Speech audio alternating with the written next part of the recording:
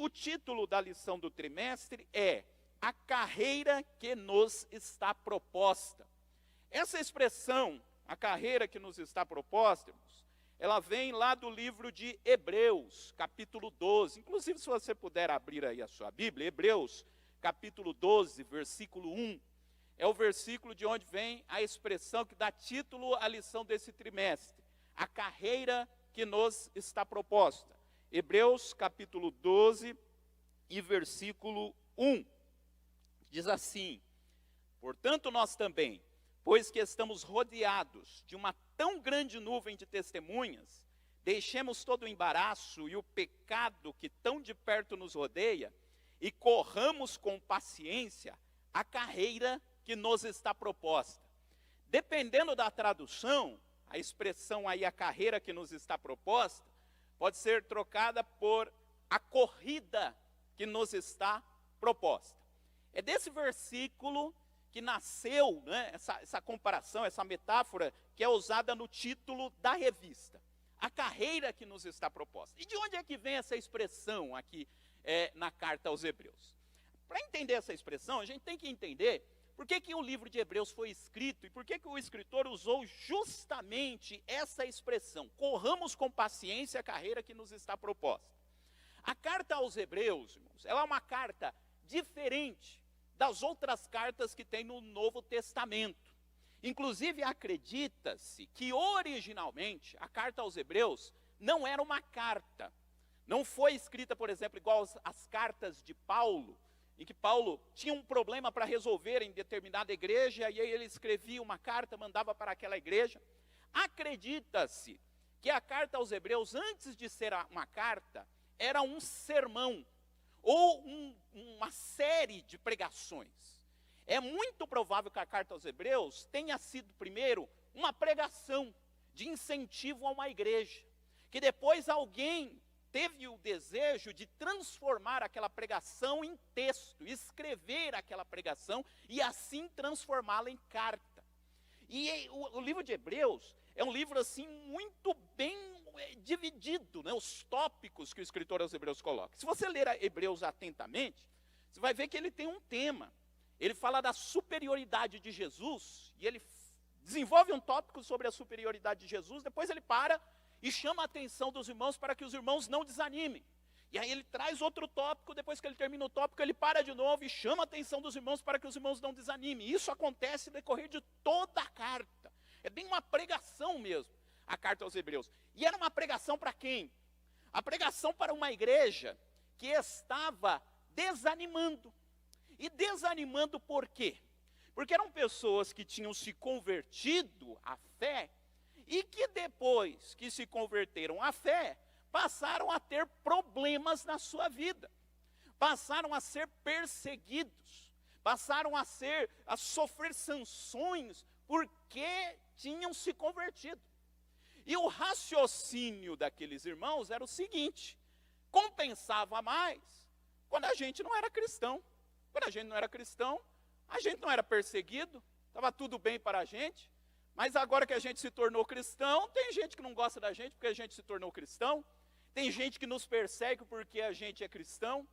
E a carta aos Hebreus foi escrita mostrando para os irmãos que por maiores que fossem os sofrimentos, por maiores que fossem as dificuldades, valia e vale e sempre valerá a pena ser cristão. Sempre valerá entender que Jesus é superior a qualquer outra coisa. Então a carta aos Hebreus foi escrita para esse grupo que estava desanimado. E o escritor chama a atenção para a necessidade de que os irmãos não desistam, não desanimem. E o capítulo 12 é uma dessas partes do sermão em que ele está trazendo os irmãos ao ânimo. E ele usa essa expressão, ele diz: irmãos, vamos correr com paciência a carreira que nos está proposta. E essa expressão sempre me chamou a atenção, porque ela parece uma expressão contraditória. Porque ela diz aqui que a gente tem que correr com paciência. E parece meio estranho, porque quando a gente pensa em alguém que está correndo, a gente imagina que quem corre pode ter qualquer coisa menos paciência, não é? Você acorda cedo, e aí você olha o horário, e você vê que você perdeu o horário do ônibus. Mas você vê que se você correr, você consegue chegar. E aí você sai correndo de casa. Você pode estar com qualquer tipo de sentimento naquele momento, menos paciência. Não vem falar de paciência. Estou com pressa. E aí você olha aqui o texto diz aqui que a gente tem que correr com paciência. E parece um negócio estranho. Como que eu vou correr com paciência? Correr exige velocidade, exige pressa. Bom, aí que está a grande questão. Nem toda a corrida, né, depende da velocidade apenas. Existem também as corridas, que são as corridas de resistência. Quando ele está falando aqui de correr com paciência, ele não está falando daquelas provas lá de correr 100 metros, que a pessoa sai correndo disparada, tá, e depois de alguns segundos já acabou a corrida. Ele não está falando desse tipo de corrida, não. Ele está falando de corrida de resistência. Uma maratona, que são 42 quilômetros, é isso, né? Maratona de 42 quilômetros. Que não importa só a velocidade, é claro, que vai ganhar quem chegar primeiro, a velocidade é importante. Mas além da velocidade, o que conta é a resistência. E para você ter resistência, você tem que ser paciente. E o que é ter paciência? É você suportar determinada situação que está ali te atrapalhando. Então o atleta, ele tem que completar a prova. Mas aí ele está com um problema no joelho, que ele começa a sentir o joelho lá no meio da prova. Mas ele quer completar a prova. Ele vai ter que ter paciência com o joelho dele e caminhar mesmo daquele jeito. Por isso que ele está dizendo, a vida cristã é uma corrida de resistência, em que conta o quanto nós estamos sendo pacientes na nossa caminhada, até nós chegarmos lá no final. Por isso que ele diz, sim, pastor.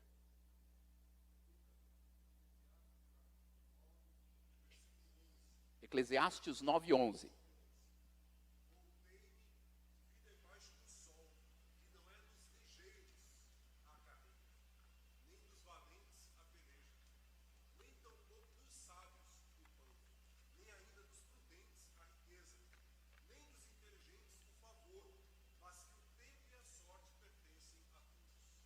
Exatamente. Então veja, o versículo que o pastor leu, indica aqui para nós que não é só a questão da velocidade, não é só a questão de ser ligeiro, mas a questão de ser resistente. Diz que às vezes tem a prova de resistência e tem aquela pessoa que sai correndo a toda disparada, no começo, com tudo, e os corredores mais experientes já não dão tudo de si no começo, porque eles sabem que a prova vai ser longa. E aqui ele está dizendo que a vida cristã é uma corrida de resistência. E ele diz aqui que a gente tem que correr a carreira que nos está proposta. E essa expressão aqui, que nos está proposta, eu fui atrás dessa expressão, e assim, essa expressão, ela é utilizada na Bíblia normalmente quando você vai para algum lugar e é apresentada alguma coisa para você. Por exemplo, você é convidado para jantar na casa de alguém. Aí você chega e não foi você que escolheu qual é o menu, qual é o cardápio. Então você chega lá, já está proposto para você a comida que você vai comer, né? Essa expressão, aquilo que nos está proposto é isso. Você chega no lugar e já tem algo proposto para você. Não foi você quem escolheu, mas aquilo é o que está colocado diante de você. E aí você tem duas opções. Ou você participa ou você não participa. Não tem outra opção. Ele está dizendo que a corrida cristã é a mesma coisa. É aquilo que foi proposto para nós. Então, quando você aceita Cristo como Salvador, é apresentado algo para você. O que é a vida cristã? É uma corrida de resistência. Ah, mas eu gostaria que fosse outro tipo de corrida. Não, não tem. É a corrida de resistência. É ela que está nos proposta. E aí você só tem duas opções. Ou participar dela, ou não participar dela. E os irmãos, para o qual foi escrita a carta aos Hebreus, estavam tomando a decisão de não participar dessa corrida. E aqui no capítulo 12, o escritor aos Hebreus, ele diz, não, a gente precisa correr com paciência a corrida que foi proposta para nós, olhando para Jesus, porque o primeiro, e olha isso, que coisa bonita que ele diz aqui para nós, ele diz que o primeiro que correu essa corrida foi o próprio Jesus. Ele diz que Jesus, quando esteve aqui na terra, correu essa carreira. E no meio dessa corrida, ele suportou, inclusive, as contradições dos pecadores contra si mesmo. E ele não desfaleceu. Como a gente sabe que ele concluiu a corrida, ele se torna o nosso incentivo para que a gente possa também concluir a corrida. E aqui, pensando na vida cristã como corrida, tem outras coisas também muito importantes para a gente pensar aqui. Essa metáfora aqui abre a nossa mente para um monte de coisas. Primeiro que diz aqui que a vida cristã é uma carreira, é um caminho. E é interessante que quando você lê Atos dos Apóstolos, uma das formas pelas quais a igreja era conhecida no livro de Atos dos Apóstolos, porque a gente conhece a igreja como igreja. Sim, no trimestre passado a gente teve o trimestre todo estudando sobre a igreja. Mas lá no comecinho, em Atos dos Apóstolos, a igreja era conhecida como igreja, mas também era conhecida de outras formas. E uma das formas pelas quais a igreja era conhecida, os crentes eram chamados como aqueles do caminho. Se você ler lá Atos 9:2, diz lá que Saulo de Tarso foi perseguir a igreja, ele foi perseguir aqueles que eram do caminho. A igreja referia-se a si mesmo como aqueles que estavam no caminho. Você fala, que caminho é esse? Pois é essa consciência de que a vida cristã é um trajeto, é um caminho. E quando você tem um caminho, né, nenhum caminho é um caminho uniforme. Então, se você anda um pouco para chegar no serviço, você desce no metrô, no trem, você tem que andar um pouco até chegar onde você trabalha, tem um caminho que você passa todo dia. E nesse caminho que você passa todo dia, você sabe que o caminho ele não é uniforme. Tem uma parte do caminho que a calçada está melhor para você andar. Aí chega um pouquinho mais na frente, você sabe que tem uma parte do caminho que não dá para andar na calçada, talvez esteja em obras a calçada, você vai ter que desviar. E quando você passa no mesmo caminho todo dia, você sabe qual é o melhor lugar para atravessar a rua, você sabe onde que tem um semáforo, você sabe que se eu não atravessar agora, eu vou ficar parado lá, esperando o semáforo abrir lá. O caminho ele não é uniforme. Vai ter parte do caminho que é mais fácil para andar, vai ter parte que é mais difícil, que é mais complicada, mas você tem que percorrer todo ele para poder chegar lá na frente. Quando a gente pensa na vida cristã como um caminho, é justamente essa a ideia. A vida cristã ela não vai ser uniforme. Vai ter momentos em que vai ser mais tranquilo para a gente caminhar. Vai ter momento que a gente vai estar como o salmista, quando o salmista dizia, eu estou me sentindo num lugar espaçoso. O salmista gostava de usar essa expressão, né? Vai ter momento na vida cristã que você vai estar num lugar espaçoso, tranquilo. Dá para você dar uma caminhada com mais tranquilidade. Mas vai ter momento do caminho que você vai estar num lugar mais apertado. Vai ter um momento que você vai ter que dar uma diminuída na marcha para poder passar por alguma pedra. Enfim, a vida cristã é um caminho. E é por isso que nós, como crentes, não podemos ter em nossa mente essa ideia de que a vida cristã sempre vai ser uniforme. A gente não pode acreditar na nossa mente que a vida cristã vai ser apenas bênçãos em 100% do tempo. Mas também não podemos acreditar que a vida cristã vai ser só prova 100% do tempo. Vai ter momento da vida cristã que vai ser bênção, vai ter momento da vida cristã que vai ser prova, as duas coisas vão estar lá, sabe? Vai ter momento em que Deus vai falar com você poderosamente, vai ter momento que Deus vai estar mais em silêncio, mas nos dois momentos Deus estará com você, porque diz lá no Salmo 23, que a misericórdia e a bondade do Senhor me seguirão todos os dias da minha vida, mesmo quando passar no vale da sombra da morte. Isso é a ideia de caminho, né? Então, assim, e todos nós estamos aqui no caminho. E tem alguém aqui, com certeza, que está no momento mais tranquilo do caminho, outro está num momento mais perigoso, mas todos nós estamos caminhando para chegar no céu. Amém, irmãos? Essa é a introdução aqui à ideia do trimestre. E por que a gente vai estudar isso? Porque o próprio Jesus nos ensinou, irmãos, que o reino de Deus não é um reino que... A instauração do reino de Deus também não vai acontecer assim de uma forma uniforme.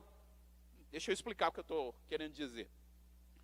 Jesus, quando esteve aqui na terra, os seus primeiros ouvintes tinham uma grande ansiedade, uma grande expectativa para a instauração do reino de Deus. As pessoas que esperavam Jesus vir, e que esperavam o Messias, acreditavam que o Messias viria e instauraria o reino de Deus. De fato, ele veio e instaurou o reino de Deus. Só que o que era o reino de Deus para eles? Eles imaginavam que o reino de Deus, Jesus ele organizaria ali, quem sabe, um exército, ele tomaria o poder de Roma, instauraria ali o seu reino, e o reino seria um reino político, um reino físico. Mas Jesus, ele explicou como era o reino de Deus. E ele pregava isso, o tema da pregação de Jesus era o reino de Deus chegou. O João Batista pregava, o reino de Deus está próximo. E Jesus pregava que o reino de Deus chegou. Com Jesus o reino de Deus chegou, o rei chegou. Mas Jesus explicou como que era o reino de Deus. O que era o reino de Deus? E uma das formas que Jesus explicou como era o reino de Deus, foi por meio de parábolas. Nas parábolas Jesus disse, e quando você lê as parábolas, por exemplo, lá em Mateus capítulo 13, que tem as famosas parábolas do reino, quando começa as parábolas, começa sempre com a expressão, o reino de Deus é semelhante a tal coisa. O reino de Deus é semelhante a tal coisa. Jesus explicou como que o reino de Deus ia funcionar. E preparando essa aula, eu lembrei de uma parábola, que é a primeira parábola que está registrada lá em Mateus 13, que é a parábola do semeador. Na parábola do semeador, os irmãos todos conhecem a história da parábola do semeador. Jesus disse que o semeador saiu a semear e que aquela semente caiu em 4 tipos de solo. 4 tipos de solo. Então veja, para alguém que estava imaginando que o reino de Deus chegaria, dominaria tudo, dominaria todos, acabaria com o poder romano, Jesus diz, calma, espera lá, vamos explicar como vai ser o reino de Deus. O reino de Deus é como uma semente. O começo é pequeno, é uma semente. E ela é como uma semente que o semeador saiu plantando. Os ouvintes entendiam muito bem disso. Tinha muita gente ali entre os ouvintes de Jesus que já tinha feito isso, né, que já tinha distribuído ali a semente. E ele diz, olha, só que o reino de Deus ele vai ser recebido de diferentes formas. E ele diz que a primeira parte da semente foi aquela que caiu onde? Caiu na beira do caminho. E vieram as aves do céu e comeram a semente. Não deu tempo nem da semente começar a germinar. Porque veio as aves do céu e comeram a semente. E depois Jesus explicou a parábola. E ele disse que esse tipo de semente é aquela pessoa que até ouve a palavra. E Jesus na explicação diz que a pessoa ouve a palavra, mas não entendendo, Satanás vem e arrebata a palavra, tira a palavra. E aqui a gente aprende uma coisa, né? Qual é o principal objetivo do inimigo? O principal objetivo do inimigo é fazer com que a palavra não entre no nosso coração. E o diabo vai lutar justamente para isso, para que a palavra não penetre no nosso coração. E ele disse que algumas pessoas vão ter essa relação com o reino de Deus. Talvez a pessoa tenha até certo tipo de simpatia com aquilo que está sendo pregado, acha interessante, mas não dá nem tempo daquela palavra produzir qualquer tipo de efeito no coração, né? E já é tirada. Mas eu queria chamar a atenção das 2 sementes do meio, a segunda e a terceira. Porque ele diz que a segunda semente, ela caiu entre os pedregais. E a semente que caiu entre os pedregais, diz que ela até começou a fazer o seu processo ali de germinar, mas por conta das pedras, ela não conseguiu criar raiz em si mesma. Veja, na primeira semente, o que não permitiu que a semente frutificasse, foi um elemento externo, foi a ação do diabo. No segundo caso, foi um elemento interno. Ele diz que é o problema do coração, que está cheio de pedra e que não permitiu que a palavra penetrasse. E eu fiquei pensando nisso. Porque Jesus disse isso para os discípulos em algumas ocasiões. Diz que quando Jesus multiplicou os pães, está escrito lá, que os discípulos não entenderam o milagre da multiplicação dos pães. E Jesus chegou a perguntar para eles, o coração de vocês está endurecido por quê? O que está com o coração endurecido? Às vezes está acontecendo algo de Deus na nossa frente, mas o nosso coração está tão travado por aquilo que a semente não consegue encontrar espaço para germinar. É o famoso coração de pedra, que disse lá o profeta Ezequiel. É o coração de pedra. A palavra, o problema não está na semente, o problema não está na palavra, mas o problema está no coração endurecido. E Jesus disse que essa pessoa é aquela que recebe a palavra, mas quando começa alguma coisa que a ofende, ela tira a palavra, e a palavra não consegue produzir fruto.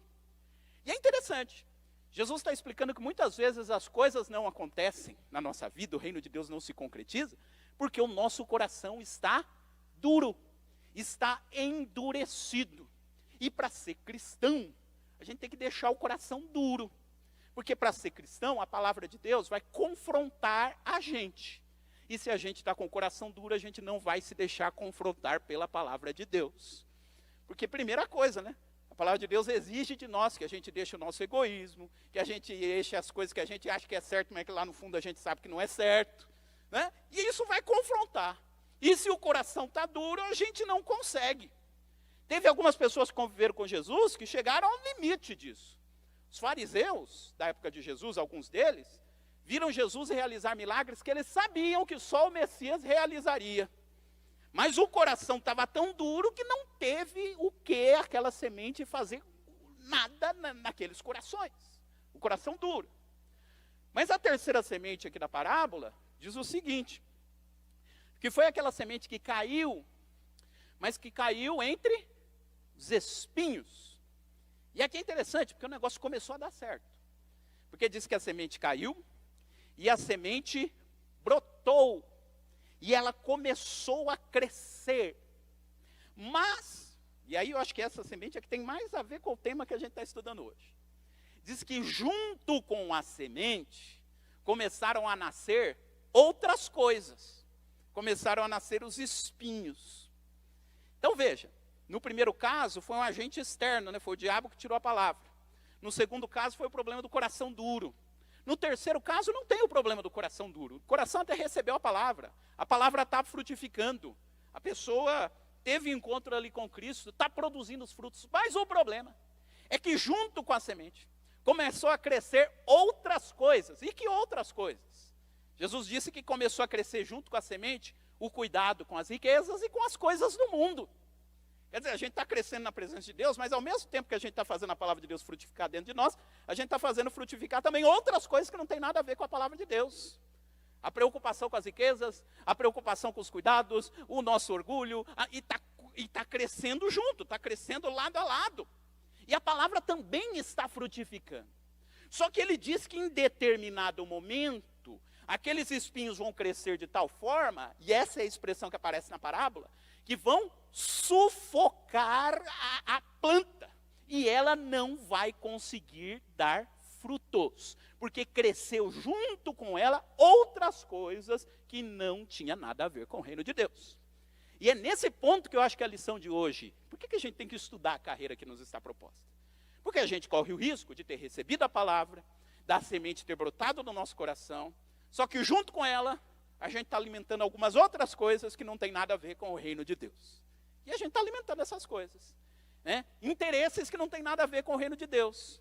Coisas que não tem nada a ver com a palavra de Deus. E a gente deixa ali crescendo. E a chamada de atenção que a lição dá para nós é essa. Pode-se chegar um momento que essas coisas cresçam a tal ponto que sufocam a palavra de Deus e ela se torna infrutífera. E aqui é interessante, já vou terminar de falar aqui da parábola, para a gente ir lá para Nicodemos, que está nos aguardando em João 3, mas para a gente falar aqui a respeito dessa semente, porque ele diz que o reino de Deus, o propósito ali da semente é produzir fruto. E por que produzir fruto? Eu penso que o fruto tem duas funções primordiais. Primeiro, o fruto é para alimentar alguém. Por que a gente é crente? Entre outros motivos, é lógico, a gente é crente que a gente quer ir para o céu. Mas quando a gente está aqui na terra, um dos propósitos nossos de ser crente é servir as pessoas. Porque ele diz que a semente, ela produz fruto. E para que serve o fruto? Para você alimentar alguém. Por que Deus colocou a igreja na terra? Para que a igreja alimente as pessoas. Jesus, ele disse o quê? Que o Filho do Homem veio ao mundo não para ser servido, mas para servir. Jesus alimentou as pessoas com a sua própria vida. Ele disse que a gente tem que fazer a mesma coisa. A gente está aqui para alimentar as pessoas. Como que você alimenta as pessoas? Quando você exerce o dom que Deus te deu. Quando você faz as coisas pensando no reino de Deus. Você está alimentando as pessoas. Mas outro propósito do fruto é fazer com que o fruto se multiplique. Como é que surgiram novos crentes? Os novos crentes surgiram porque os primeiros crentes deram fruto, gerou nova semente que gerou mais gente. Então por que a gente é crente? Para gerar semente em outras pessoas, para fazer com que outras pessoas frutifiquem. E o que está acontecendo é o seguinte: quando os espinhos crescem junto com a palavra de Deus, chega um momento que a gente, mesmo tendo sido gerado lá atrás pelo Espírito Santo, mesmo que a palavra tenha começado a produzir na nossa vida, se os espinhos crescem juntos, chega um momento que a gente não consegue dar fruto. A gente é até crente, mas a gente chega em determinado momento que, por conta das preocupações outras que cresceram junto com a palavra, a gente não consegue mais servir as pessoas, sabe? Quando a pessoa chega em determinado momento em que a prática cristã dele não redunda mais em serviço para ninguém. Não tem mais fruto, não tem o que oferecer. É igual a figueira. Era uma figueira bonita, mas quando Jesus chegou para pegar o fruto da figueira, não tinha fruto. A gente corre o risco de ser uma árvore sem fruto, que não sirva a ninguém a não ser nós mesmos. E chegamos num momento em que, como a gente não tem fruto, a gente não consegue gerar mais ninguém. Chega naquele momento que a pessoa olha, e assim, é terrível, quando chega-se nesse ponto onde alguém olha para alguém que é crente e diz: não quero ser crente como fulano. Não tem mais fruto, não tem mais o que produzir de novo. Por quê? Porque cresceu outras coisas juntos. E aqui eu quero chamar a atenção dos irmãos que, quando a gente ouve uma palavra como essa, a nossa primeira reação é dizer: a gente tem que ter cuidado com as pessoas que agem assim. Pois o que a Bíblia diz é que a gente corre o risco de agir assim. É muito fácil para a gente olhar para o outro e achar que o outro vai se deixar ser sufocado pelos espinhos. Não, a Bíblia está chamando a atenção nossa. A gente corre o risco de fazer com que os espinhos cresçam junto com a palavra de Deus. Então, uma vez ou outra, a gente tem que olhar e ver se tem espinho lá. E se tiver espinho crescendo junto, tem que cortar e deixar que a palavra de Deus desenvolva, para que a gente seja como o quarto tipo de semente. Aquela que produziu e que deu fruto. E é muito bonito, né? Porque diz que um deu 30, o outro deu 60 e o outro deu 100. A ideia é dar fruto. Não importa se você deu muito fruto, não importa se você lotou um Maracanã como pregador. Não importa. O importante é que você tenha dado fruto. Talvez você não dê 100 de fruto, mas você deu 30. E está perfeito. O importante é frutificar. É isso. E é isso que a palavra de Deus traz para nós. O cuidado com a caminhada cristã é isso. É o cuidado para que os espinhos não cresçam junto com a palavra de Deus. Muito bem, irmãos. Agora eu quero falar sobre a lição de número 1, que é muito interessante para nós. A lição, as 13 lições, vão falar sobre diferentes aspectos da vida cristã, né? E o subtítulo diz que é o caminho da salvação. Caminho da salvação, santidade e perseverança. Esses 3 aspectos vão ser trabalhados no decorrer da lição.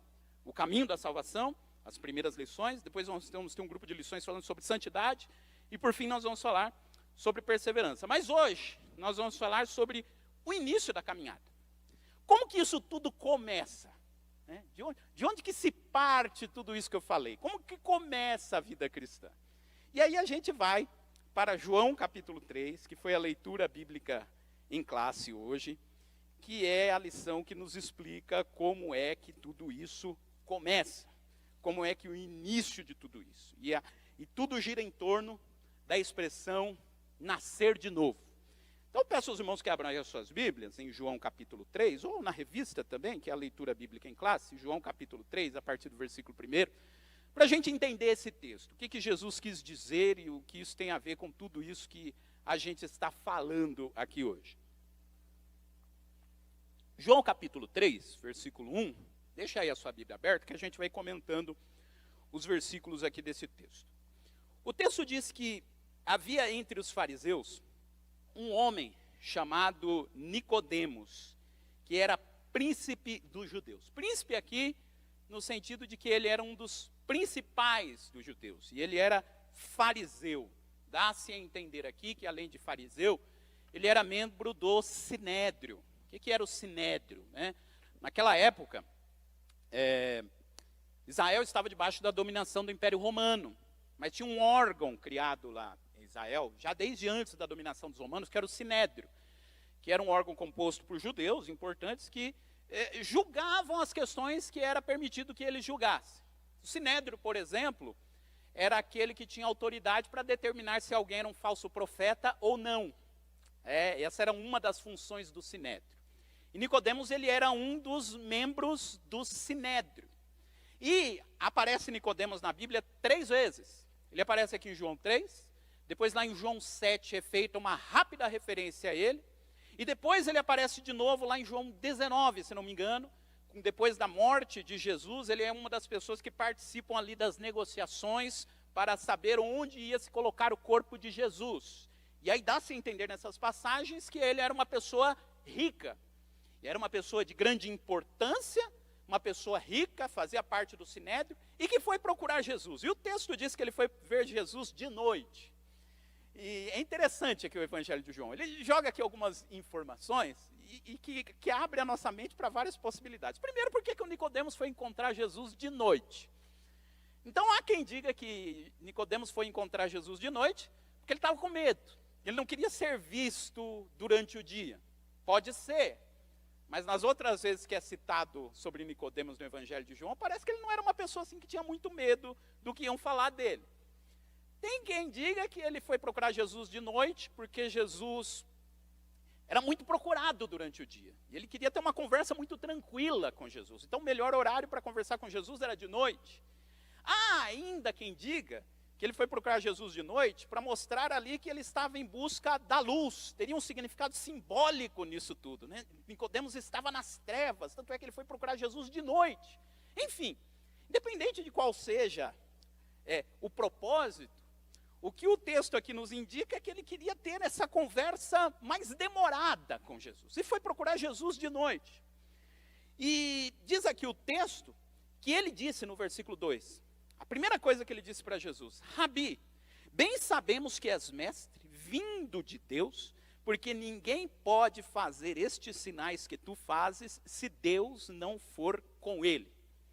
Parece que ele está falando em nome de um grupo, porque ele diz, né? Nós sabemos que o Senhor é mestre da parte de Deus, né? Ou ele estava, sabe quando a gente às vezes usa o plural, mas para falar da gente mesmo, talvez Nicodemos pudesse estar falando disso, né? Ele está falando dele mesmo, mas ele fala, nós sabemos.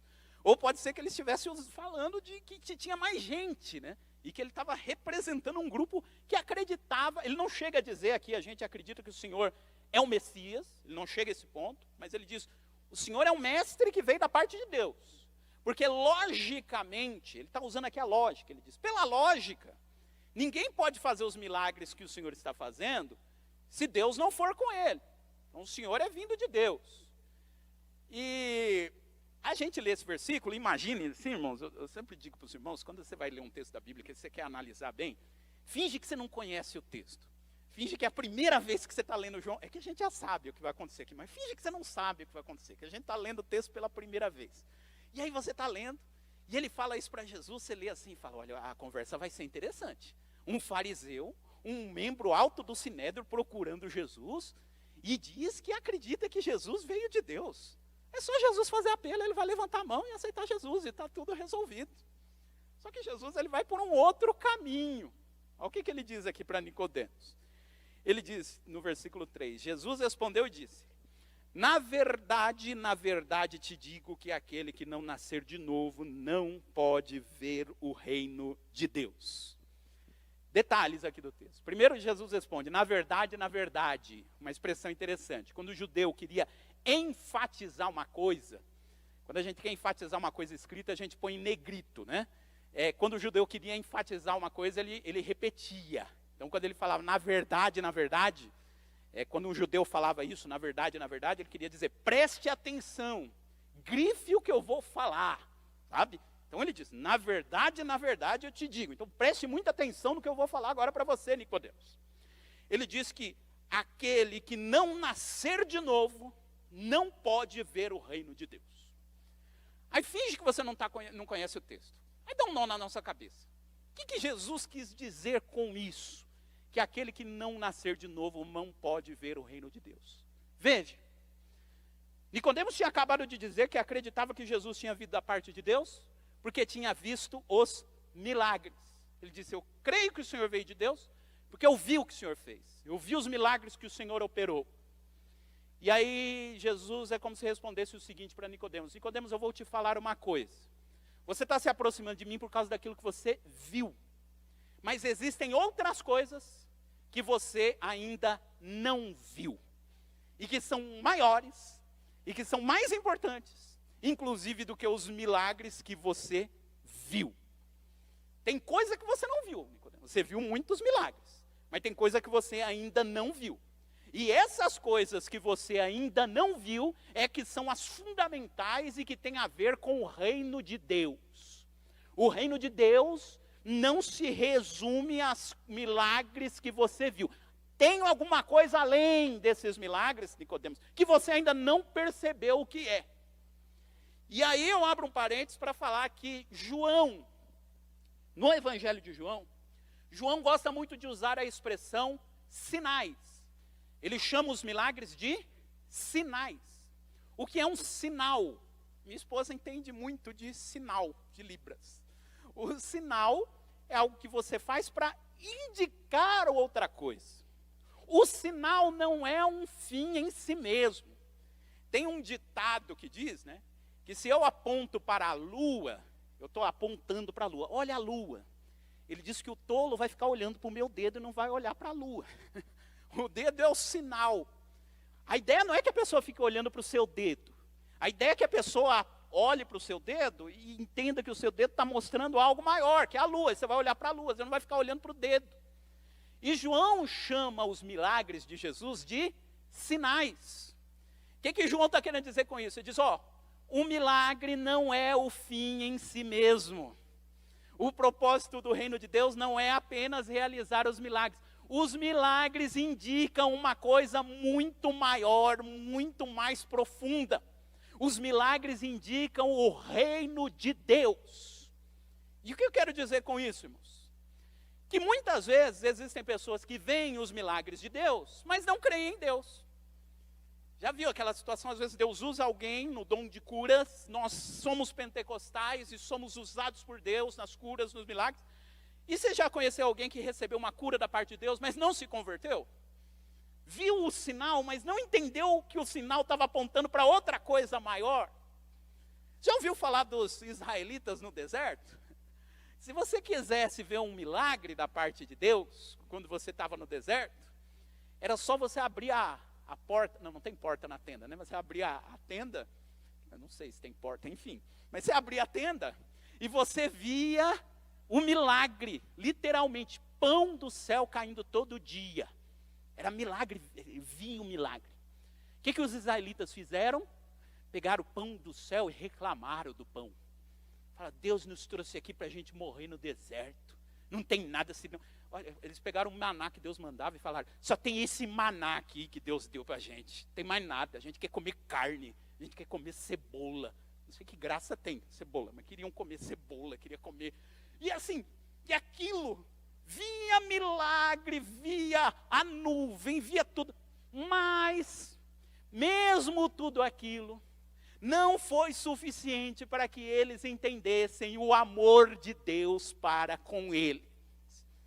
Eu quero dizer o seguinte, irmãos, a nossa maior dificuldade não é somente crer que Deus possa fazer alguma coisa.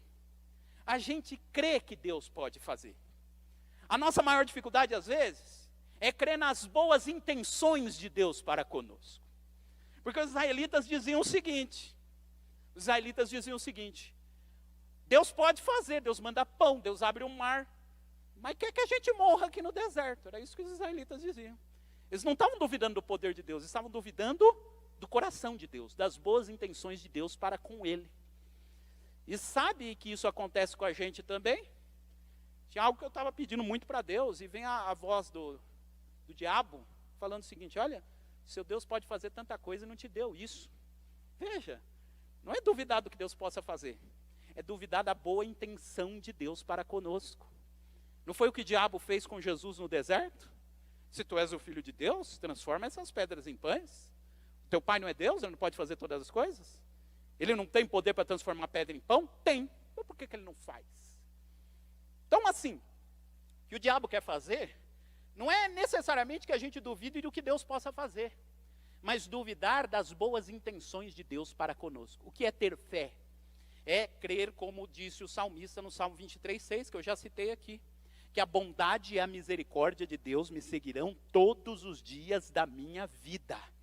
Eu não só creio que Deus possa fazer todas as coisas, eu creio que Deus me ama, independente dele fazer as coisas ou não fazer. Ele me ama, ele tem boas intenções. É o que o profeta Jeremias disse: bem sei eu os bons pensamentos que tenho a respeito de vós, diz o Senhor. Ter fé é acreditar que Deus está conosco, que Deus tem boas intenções para conosco. Ele não apenas pode fazer todas as coisas, mas Ele nos ama, Ele nos quer bem. Isso é ter fé, é acreditar no caráter de Deus, independente das circunstâncias que a gente vive. E por que eu estou falando tudo isso? Para voltar nisso que Jesus falou para Nicodemos. Sim, pastor.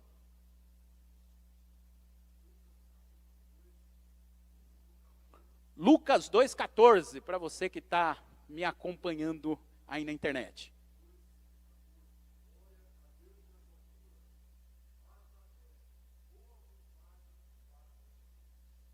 Exatamente. Boa vontade de Deus para com os homens. Por que a gente se reúne para adorar a Deus? Porque nós sabemos que Deus nos ama. Quando Jesus foi batizado, o que foi que Deus Pai falou para ele lá no dia do batismo? Este é meu filho amado, em quem me compraz, ou em quem eu tenho prazer. Deus tem prazer em estar conosco. Isso é que está baseado a nossa fé. Só que quando Jesus foi tentado no capítulo seguinte, o diabo quis colocar isso em dúvida. Disse: será que Deus tem prazer em você mesmo? Né? Por que não transforma as pedras em pães? É colocar em dúvida o bom caráter de Deus para conosco. Mas vamos voltar aqui, irmãos, para a gente não desviar aqui o tema. Então Jesus está dizendo aqui para Nicodemos que além dos milagres tem outras coisas. E essas outras coisas são o reino de Deus.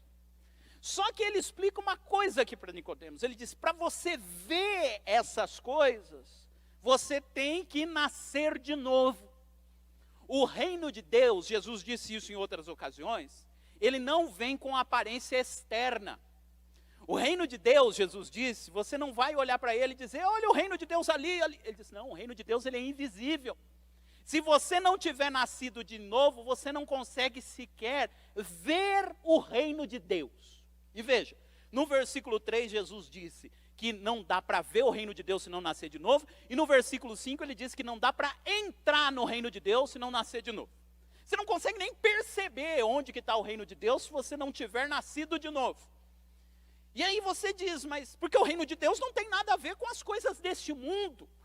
Aliás, o que é o reino de Deus? Jesus explicou para nós o que é o reino de Deus, por exemplo, na oração do Pai Nosso.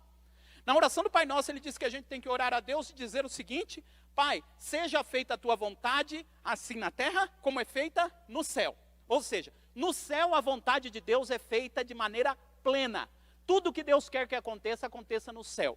A pergunta é: na terra a vontade de Deus é cumprida de forma plena? Não. Você acha que Deus queria que o mundo tivesse do jeito que está? Não. Qual é a nossa oração? O que é o reino de Deus? Fazer com que a vontade de Deus seja feita aqui na terra do mesmo jeito que ela é feita no céu. Jesus nos ensinou a orar pedindo isso. Isso é o reino de Deus. É a aplicação da vontade de Deus aqui. Por isso que não pode ter o coração duro. Porque quando Deus quer cumprir a sua vontade na nossa vida, ele tem que mexer com o nosso coração. Ele tem que mexer a terra, tem que afofar a terra. Se só tiver pedra e não tiver terra, não vai ter como ele mexer lá. Porque o reino de Deus vai confrontar a nossa vontade com a vontade de Deus. A nossa vontade vai ser igual à vontade dos discípulos que chegaram lá para Jesus e disseram: Senhor, o Senhor quer que a gente ore para que Deus mande fogo do céu e consuma lá os samaritanos? É a nossa vontade. Aí Jesus disse: vocês não entenderam. Uma vontade de Deus não é essa. Vós não sabeis de que espírito sois. Por isso que o coração tem que estar amolecido, porque Deus vai mexer nele para instaurar o seu reino. E Jesus está dizendo justamente isso para Nicodemos. Se você não nascer de novo, você não pode ver o reino de Deus.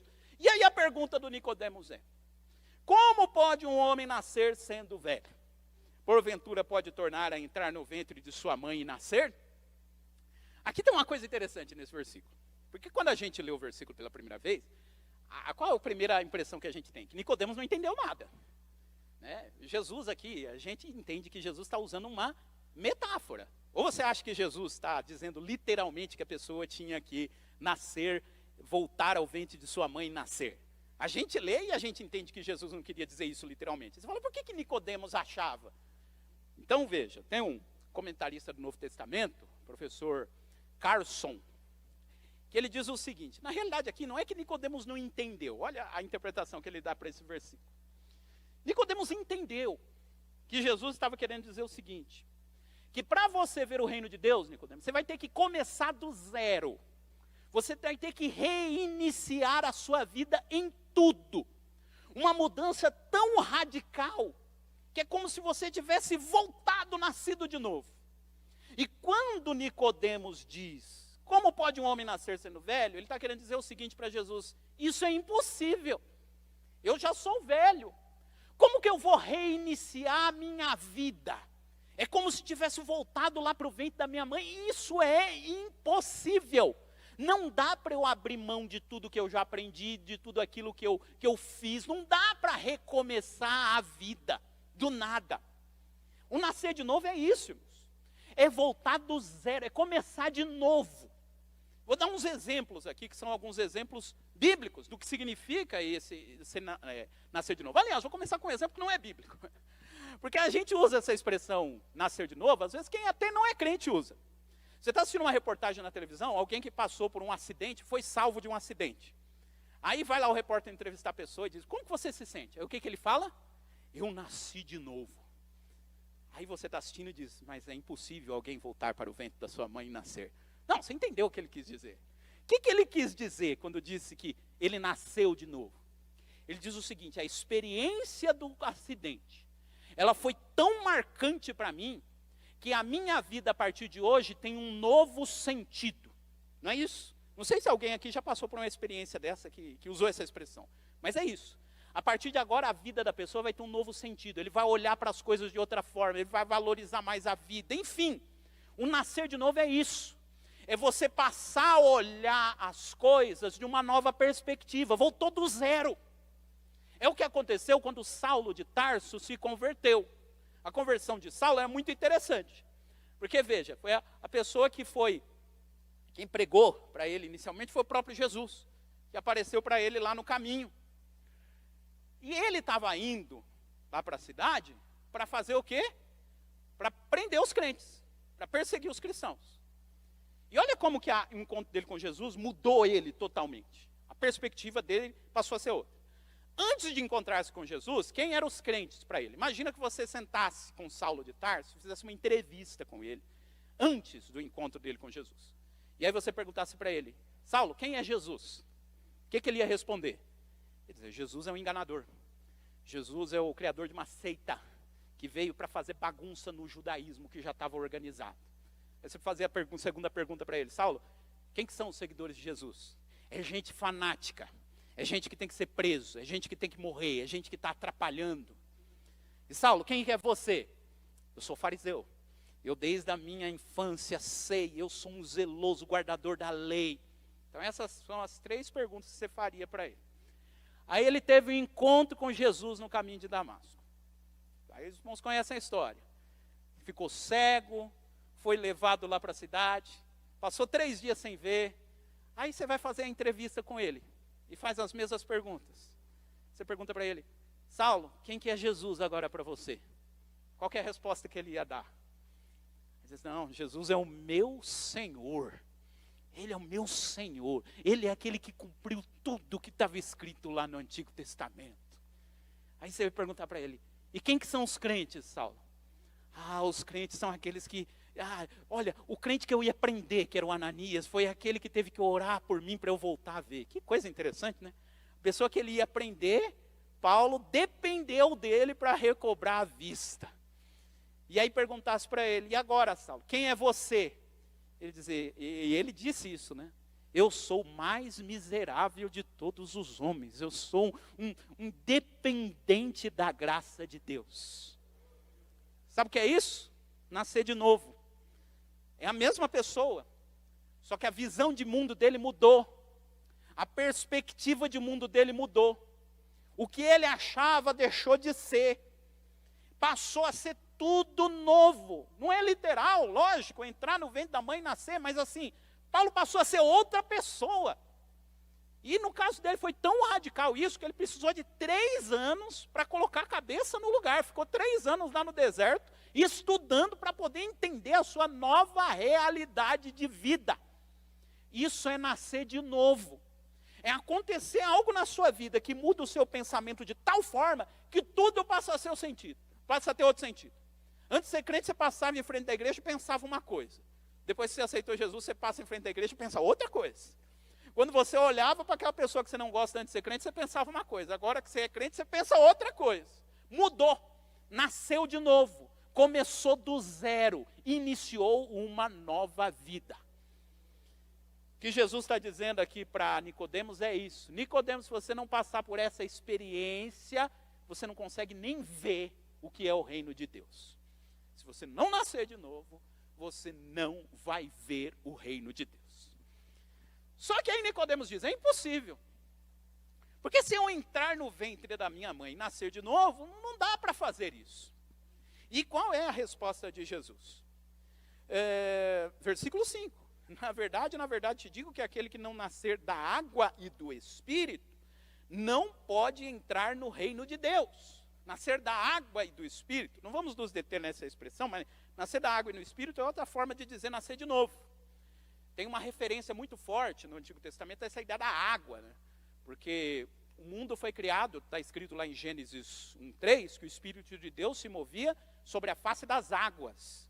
Foi a partir do trabalho de Deus nas águas, né, que ele separou as águas do firmamento das águas que estavam debaixo, enfim. Então a água tem essa ideia do nascimento. Jesus está dizendo, tem que nascer da água e do Espírito, ou seja, tem que começar lá de novo. É um novo nascimento, de fato. E ele diz aqui que é um nascimento do Espírito, porque essa é a grande questão.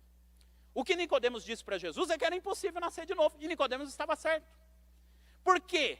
A gente fala, para seguir a Cristo, eu tenho que voltar, começar na minha vida. Então vamos recomeçar. Vou pensar que a minha vida agora começou de novo. E o que Jesus está dizendo é o seguinte, que mesmo que você entrasse no ventre da sua mãe e nascesse de novo, você ia continuar sendo pecador da mesma forma. Por quê? Porque Jesus disse aqui, que o que é nascido da carne, é carne. E o que é nascido do Espírito, é Espírito. Se você nascesse de novo, literalmente, você teria uma segunda vida do mesmo jeito. E ia ser pecador da mesma forma. Porque o que é nascido da carne é carne, e o que é nascido do Espírito é Espírito. Então é a mesma coisa você pegar um gato. Se o gato nascesse de novo, o gato ia continuar sendo gato. Não ia ter uma vida de cachorro. Não.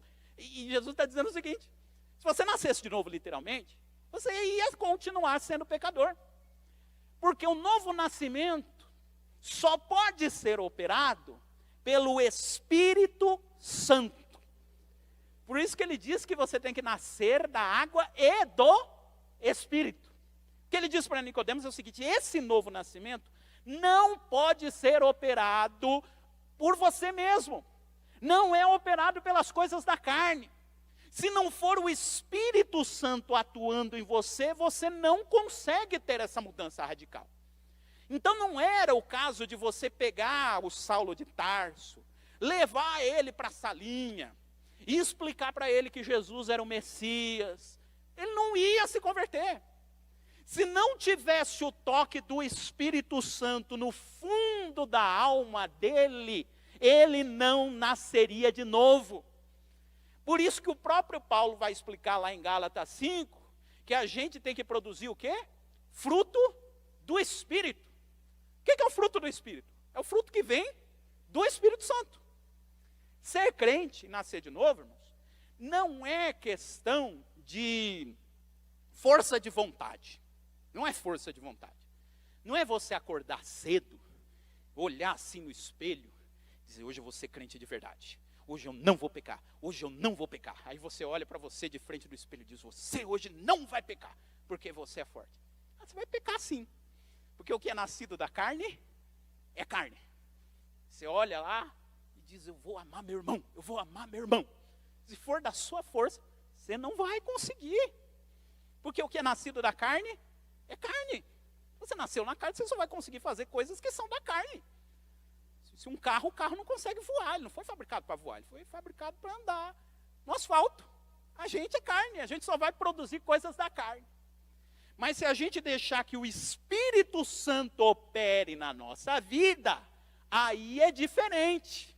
Porque aí não vão ser coisas da terra que vão guiar os nossos passos. Vão ser coisas que vêm do Espírito Santo. E é o fruto do Espírito atuando na nossa vida. E como que a gente faz isso?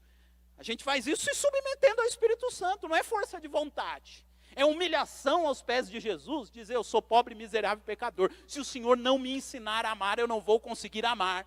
Se o teu Espírito não atuar no profundo do meu coração, não vou conseguir agradar a Deus e a vontade de Deus não vai ser operada na minha vida.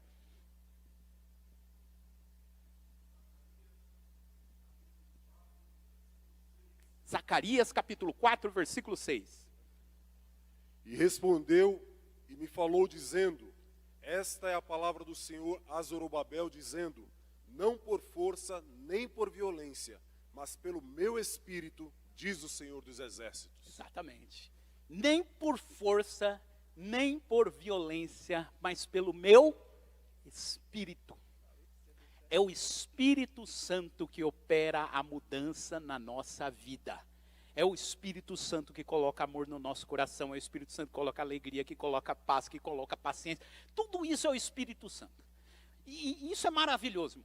Porque a gente não pode levar crédito de nada. Se é Deus que faz tudo na nossa vida, ninguém pode. Por isso que a Bíblia diz, né? A salvação é pela graça, para que ninguém se glorie.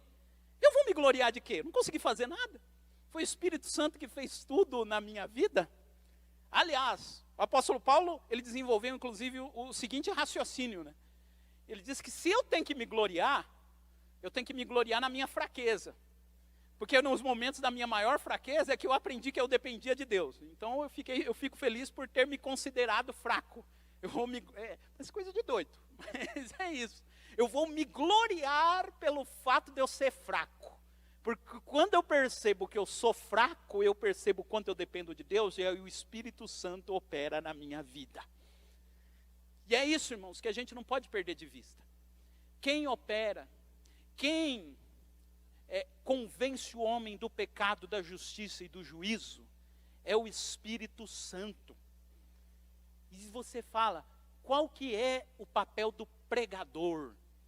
Às vezes o pregador, eu falo isso que eu também prego, mas o pregador às vezes ele se gaba. Eu preguei e a multidão aceitou Jesus, porque eu preguei bem. Não, você pregou bem, glória a Deus, você estudou, você fez o seu sermão, estudou homilética, fez tudo certinho do jeito que tinha que fazer. Só que enquanto você estava pregando, o Espírito Santo estava pegando o que você estava dizendo e estava encaixando no lugar certo no coração de quem estava ouvindo. Ele pegou o que você disse, e disse muito bem, inclusive, e aí ele foi lá no ouvido do pecador e disse, está vendo isso que está sendo dito aí? Isso se encaixa nessa parte da sua vida. É o Espírito Santo que vai fazendo as conexões. Porque eu não consigo convencer ninguém, irmão. A gente não consegue convencer as pessoas de coisa boba. A gente não consegue convencer a pessoa de que ele deixou a porta aberta e ele teima que não deixou. A gente não consegue convencer a pessoa de coisa simples.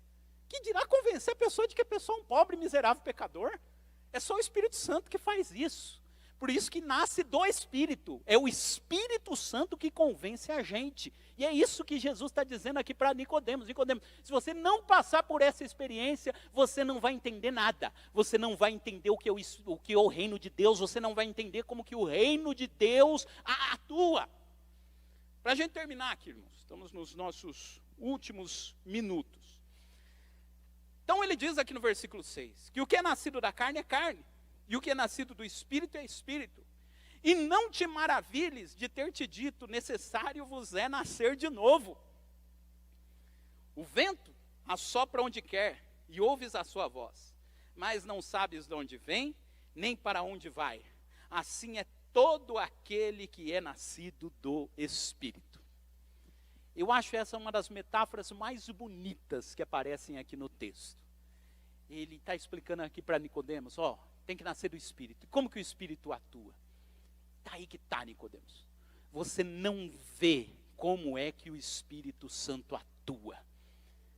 Mas você consegue ver o resultado da atuação dele. Ele diz, é igual o vento.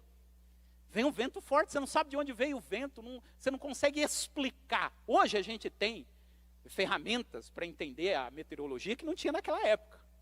Mas mesmo assim a gente ainda não consegue explicar tudo a respeito do vento. Como que se forma lá, enfim. Né? Ele diz, o Espírito Santo é da mesma forma. O Espírito Santo não é alguém que é controlável pela gente. Pode ser que o Nicodemos tivesse essa sensação de explicar nos mínimos detalhes, porque ele chegou para Jesus no começo com essa história, ele diz, eu cheguei à conclusão por A mais B de que o Senhor veio da parte de Deus. Tudo explicado, tudo detalhado. E aí Jesus diz, então, quando o Espírito Santo atua, a gente não consegue explicar a atuação dele. A gente não consegue controlar a atuação do Espírito Santo. E aí acontecem umas coisas, irmãos, que a gente não consegue explicar, mas que é o Espírito Santo como o vento levando a palavra correta lá no coração. Quem prega já passou com certeza por essa experiência. Quem é pregador aqui? E aí em casa também. Levanta a mão, não estou te vendo em casa, mas sei que você é pregador, está ouvindo aí também. Mas veja, todo pregador já passou por essa experiência. Talvez você vai pregar, aí você termina de pregar, e você fala assim, como preguei ruim hoje. Preguei ruim, não consegui juntar uma coisa com outra. E que coisa, não deu certo. E aí você se surpreende, que chega uma pessoa e que fala para você, olha, foi a melhor mensagem que eu já ouvi na minha vida. Aí você olha e fala, mas eu acho que ele não estava nesse culto, ele estava ouvindo outro, porque não teve nada. Pois é o Espírito Santo atuando como vento, pegando a palavra correta, encaixando no lugar correto. Não use isso, irmão. Para dizer que a gente não tem que se preparar, para a gente tem que fazer as coisas. Não é isso que eu estou dizendo. O que eu estou dizendo é que a ação do Espírito Santo não é controlável pela ação humana. E o reino de Deus não se explica pela ação humana. Não é a gente que faz o reino de Deus acontecer com a nossa força. A gente faz o reino de Deus acontecer quando a gente se permite que o Espírito Santo atue por nosso intermédio. E a gente que é pentecostal, a gente entende muito bem disso. Para terminar, Jesus diz então no versículo 8, que o vento assopra onde quer, e ouves a sua voz, mas não sabes de onde vem nem para onde vai. Assim é todo aquele que é nascido do Espírito. É coisa interessante. O Espírito Santo, a gente não consegue ver o Espírito Santo, mas a gente consegue ver o que o Espírito Santo fez. Jesus está dizendo isso para Nicodemos, você viu os milagres, você viu o que o Espírito Santo fez. Mas eu quero te convidar a Nicodemos a entender o que está por trás de tudo isso. E em determinado momento, Jesus diz, inclusive, aqui, né, que Nicodemos, ele falou, mas como que pode ser isso? E Jesus disse, mas você é mestre em Israel e não entende essas coisas? Se eu falei de coisas terrenas e você não entendeu, o que vai acontecer quando eu te começar a falar para você a respeito das coisas celestiais? E aqui eu termino falando isso. Como a palavra de Deus, ela é uma palavra maravilhosa. Porque Jesus, ele quando vai pregar, a palavra de Jesus é uma palavra simples, mas que ao mesmo tempo é uma palavra profunda. Né? É uma palavra que ele consegue usar coisas simples, é isso que ele está dizendo aqui para Nicodemos. Eu estou usando exemplos do dia a dia, Nicodemos, para que você consiga entender bem. E tinha coisas que Jesus dizia, que eram tão simples de ser entendida, que a pessoa não entendia, não porque ele tivesse algum bloqueio, ou porque tivesse além da compreensão dele, não entendia porque o coração estava fechado. E Jesus disse isso várias vezes para os mestres da lei. Ele disse para os mestres da lei mais de uma vez. Ele diz, olha, tem coisa que eu estou pregando aqui, que vocês, mestres da lei, não estão entendendo. Mas que as prostitutas, os publicanos, os pecadores entenderam. Então vocês não entenderam porque é difícil de entender. Vocês não entenderam porque o coração está fechado. Então, Primeira coisa que a gente precisa fazer, irmãos, e eu acho que esse tema vai voltar em vários pontos no decorrer desse trimestre, é pedir para que Deus nos dê um coração sensível para ouvir a sua voz. Para que a gente entenda o que Ele está dizendo. E não entender só racionalmente, mas fazer aquilo que o próprio Jesus disse, né? Que a palavra vem na nossa mente e depois ela desce até o nosso coração e aí ela começa a fazer sentido. Se a palavra não penetrar no fundo do nosso coração, ela não vai produzir os frutos. E para fechar,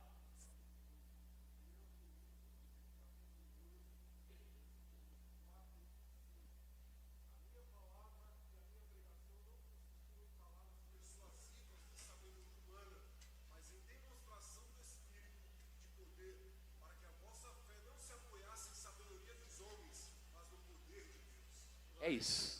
É o poder de Deus que é poderoso para a salvação de todo aquele que crê, sem nenhuma restrição. Porque como Jesus concluiu o seu diálogo com Nicodemos, Deus amou o mundo de tal maneira. Não há pessoa que não possa ser alcançado pelo poder transformador do Espírito Santo por meio da pregação da sua palavra. Que Deus abençoe a vida dos irmãos. Muito obrigado.